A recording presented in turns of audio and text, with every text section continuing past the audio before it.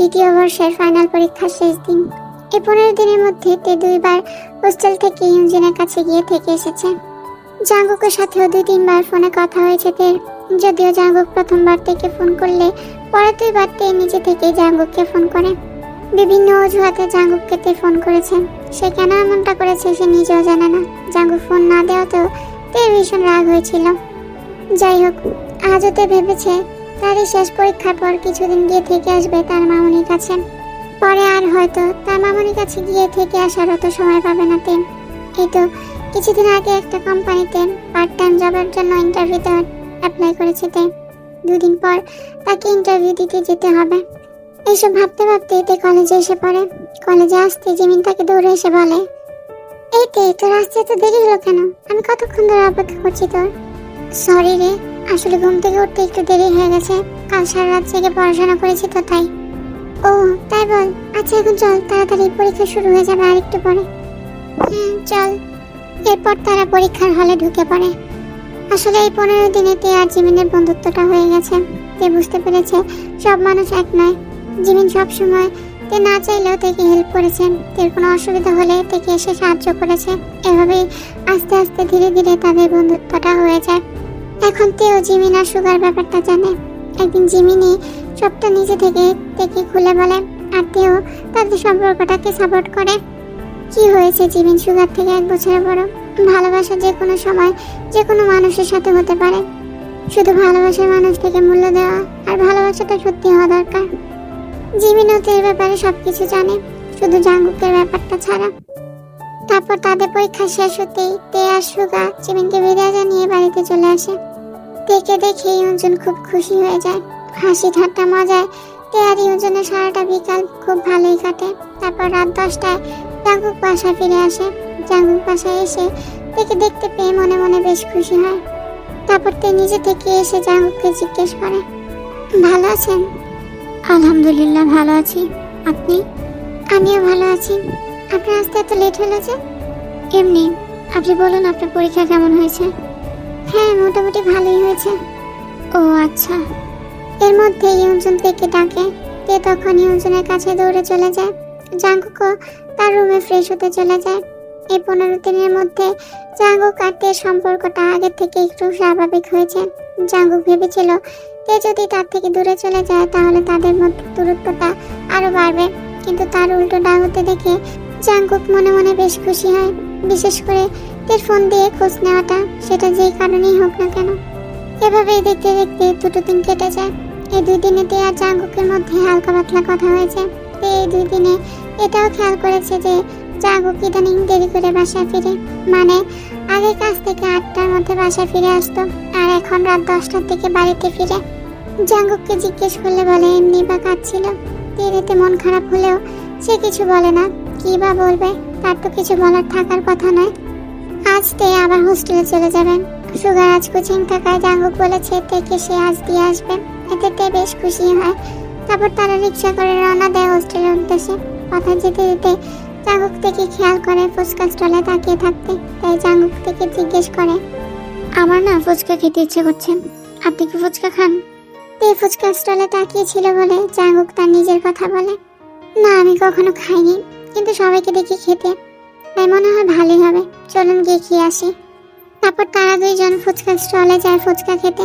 এই প্রথম তারা একসাথে বাইরে এভাবে ফুচকা খেতে এসেছে। জাঙ্গুক তের আড়ালে তের দিকে তাকিয়ে আছে। তে তো বাইরের এমন রাস্তার ধারের খাবার কখনো খায়নি, তাই একটু বেশি এক্সাইটেড। একজন যে তার দিকে অপলক দৃষ্টিতে তাকিয়ে আছে সেই দিকে তার কোনো খেয়াল নেই।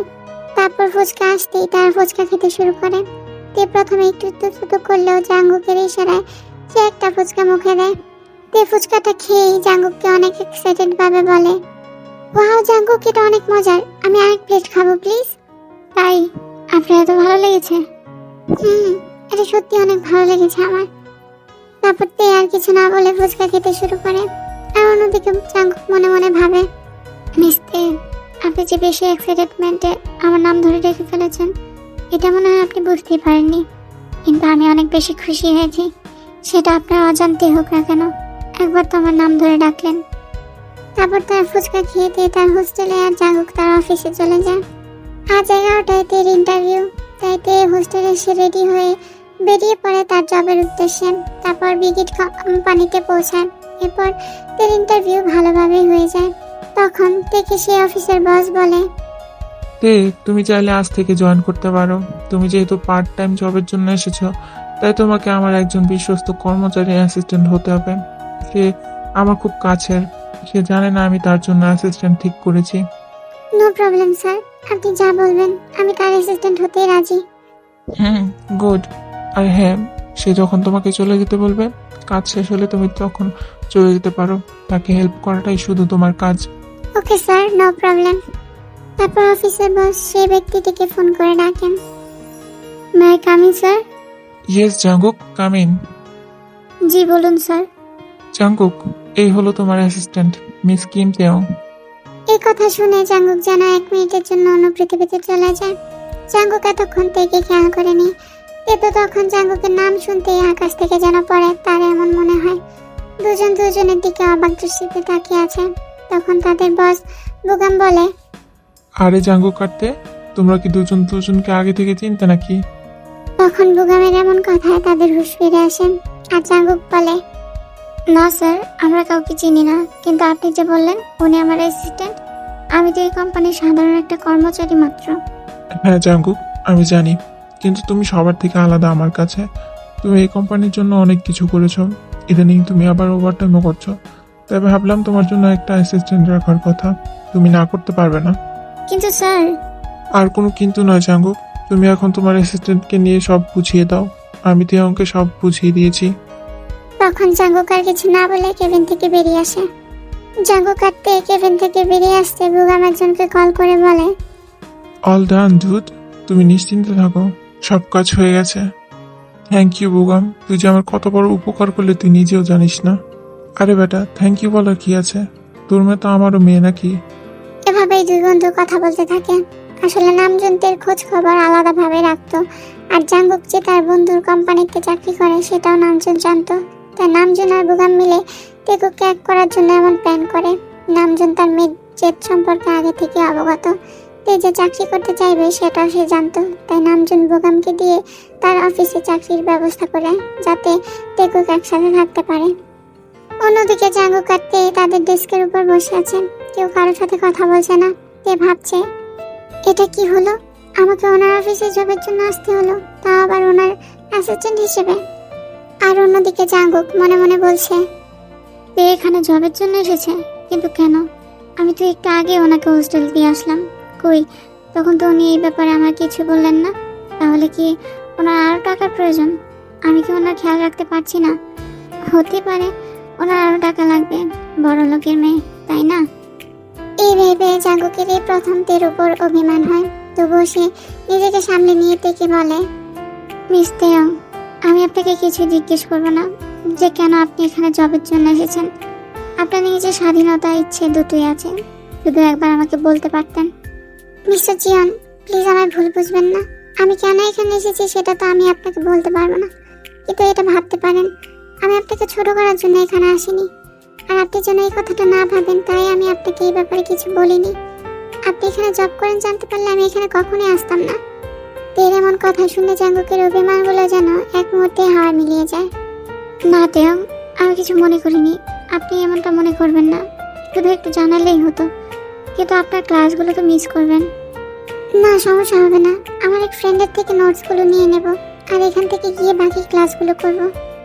ও আচ্ছা, তাহলে সব প্ল্যান করে এসেছেন দেখছি। হ্যাঁ, তা বলতে পারেন। এই বলে তারা দুজনে একটু হাসে। জাঙ্গুক এমন মুচকি হাসি দেখে একটু জাঙ্গুকের দিকে তাকিয়ে থাকে। তারপর জাঙ্গুক থেকে সব কাজ বুঝিয়ে দেয়। তের আগে অফিসের কাজে কোনো এক্সপিরিয়েন্স না থাকায় তের কাজ করতে বেশ অসুবিধা হচ্ছে। তাই জাঙ্গুক থেকে সব কাজে হেল্প করে। তারপর তের কাজ শেষ হওয়ার আগেই জাঙ্গুক থেকে বলে বাড়ি চলে যেতে, বাকি কাজগুলো সে নিজেই করে নেবে। কিন্তু তে বলে, না, আমি এখন যাব না, আমার কাজ এখনো শেষ হয়নি। কিন্তু আপনার হাফ ডে টাইম একটু পরেই শেষ হয়ে যাবে, আপনি এখন গেলে আপনার ক্লাসগুলো করতে পারবেন। একদিন ক্লাস না করলে তেমন কিছুই হবে না, তাছাড়া আমি তো জিমের থেকে নোটসগুলো নিবই। তাও তেও, আমি বুঝতে পারছি আপনার কাজ করতে খুব বিরক্তি লাগছে, আপনি চলে যান। না স্যার, আমি এখন কিছুতেই যেতে পারবো না, আমার কাজ সম্পন্ন হওয়া পর্যন্ত।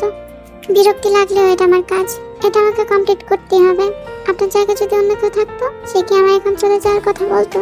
কখনই না। সেটা তো বুঝতে পারলাম, কিন্তু হঠাৎ আপনি আমায় স্যার বলে ডাকলেন কেন? কারণ এটা অফিস, আর এখানে আপনি আমার হাজবেন্ড নন, তাই। কথাটা বলে তে খেয়াল করে যে সে কি বলে ফেলেছে। জাঙ্গুক তো তের মুখে হাজবেন্ড কথাটা শুনে অবাক হয়ে তাকিয়ে আছে তের দিকে। তার মানে কি তে তাকে হাজবেন্ড হিসেবে মেনে নিয়েছে? তখন তে আমতা করে বলে, আসলে না, মানে আপনি যাতে আমার হাজবেন্ড আমাকে কম কাজ না দেন তাই বললাম। হ্যাঁ, বুঝতে পেরেছি। তারপর তারা আবার নিজেদের কাজে ব্যস্ত হয়ে পড়ল। জাঙ্গুক তো 1 সেকেন্ডের জন্য ভেবে নিয়েছিল যে তাকে হাজবেন্ড হিসেবে মনে মনে মেনে নিয়েছেন, শুধু বলতে পারছে না। তারা সে 1 বালতি মার ঢেলে দিয়ে তার ভাবনা মিথ্যে প্রমাণ করে দিল। এভাবেই কাজ করতে করতে লাঞ্চের টাইম হয়ে যায়। তে এখনো হোস্টেলে যায়নি। এর মতে সে যতদিন ভালো করে কাজ শিখতে না পারছে, ততদিন সে কাজে একটু বেশি ফোকাস করবে। তখন জাঙ্গুক থেকে বলে, মিস তেও, লাঞ্চ করবেন না? লাঞ্চের টাইম হয়ে গেছে তো। ও, আসলে আমি বুঝতে পারিনি, চলুন গিয়ে খেয়ে আসি। তারপর তারা একসাথে লাঞ্চ করে নেয়। একসাথে লাঞ্চ করা শেষ হলে জাঙ্গুক থেকে বলে, আপনি এখন বাড়ি চলে যান, অনেকটা দেরি হয়ে গেছে তো। হ্যাঁ, যাবো তো, কিন্তু আপনি একটা কথা বলুন তো, আমি এখানে আছি বলে কি আপনার কোনো অসুবিধা হচ্ছে? না না, এই কথা আমি আবার কখন বললাম? তাই যদি হয় তাহলে একটু চুপ থাকুন। তারপর জাঙ্গুক আর তেকে কিছু বলে না। তারা আবারও গিয়ে তাদের কাজগুলো করতে থাকে। তারপর বিকেল 4টায় তে তার কাজগুলো কমপ্লিট করতে পারে। তারপর সে জাঙ্গুককে বলে, স্যার আমার কাজ কমপ্লিট হয়ে গেছে। তেও, আপনি এখন চলে যান, আর সাবধানে যাবেন। আপনি কখন যাবেন? আমার যেতে লেট হবে, আপনি চলে যান। আচ্ছা স্যার, আসছি, আগামীকাল দেখা হচ্ছে। এ বলেই তে বেরিয়ে পড়ে হোস্টেলের উদ্দেশ্যে। তে আজ অনেক ক্লান্ত থাকায় হোস্টেলে এসে ফ্রেশ হয়ে ঘুমিয়ে পড়ে।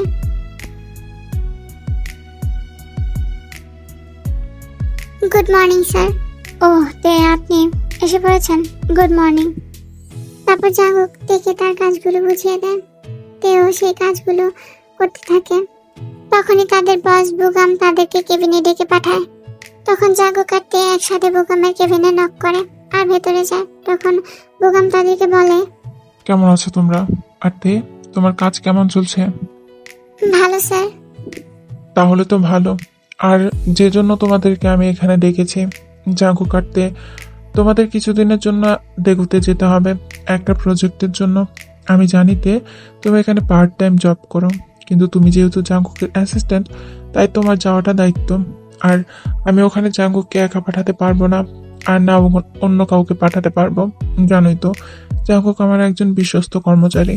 তখন জাঙ্গুক বলে ওঠে, কিন্তু স্যার আমি তো ওখানে একা যেতে পারবো। জাঙ্গুক, আমি জানি তুমি একা যেতে পারবে, কিন্তু তোমার প্রতি আমার একটা দায়িত্ব আছে। আমি তোমাকে এভাবে একা যেতে দিতে পারি না। আর তুমি তো জানো এই ডিলটা আমার জন্য কত ইম্পর্টেন্ট, আর তোমাদের থাকার জন্য সব ব্যবস্থা আমি করে দেব। স্যার কোনো সমস্যা নেই, আমি যাব। থ্যাংক ইউ তে, আমি জানতাম তুমি রাজি হবে। আর তোমাদের ওইখানে 1 উইকের জন্য যেতে হবে, সো বি প্রিপেয়ার্ড। তখন জাঙ্গুক বুগামকে বলে, কিন্তু স্যার ওই প্রজেক্টটা তো আমরা 2 দিনের মধ্যে দেখে চলে আসতে পারি, এতদিন তো লাগার কথা নয়। জাঙ্গুক, বোকার মতো কেন কথা বলছো? আমি তোমাদের সেটা ভালো করে পর্যবেক্ষণ করতে পাঠাচ্ছি, আর ডিলটা ফাইনাল করতে অবশ্যই টাইম লাগবে, তাই না? আমার সময় হলে আমি নিজেই যেতাম। Okay sir, no problem. কবে যেতে হবে বলুন? ওকে মাই বয়, তাহলে তোমরা কালকেই দেগুতে যাওয়ার জন্য রেডি হয়ে থাকো। স্যার কালকে যেতে হবে? Yes Jungkook, any problem? No sir. So my cute armies, আজকে এ পর্যন্তই। আর আমি সরি বলছি মাই মিডল ক্লাস হাজবেন্ডটা একটু দেরি করে দেওয়ার জন্য। আমি পরে চেষ্টা করবো একটু তাড়াতাড়ি দেওয়ার। আর একটা প্রশ্ন ছিল তোমাদের কাছে, সেটা হলো আমার ভয়েসটা শুনতে তোমাদের কেমন লাগে, একটু কমেন্ট করে জানিও প্লিজ। আর যদি আমার স্টোরি তোমাদের ভালো লেগে থাকে অবশ্যই like, comment, share and subscribe my channel. তো ভালো থেকো, সুস্থ থেকো, আল্লাহ হাফেজ।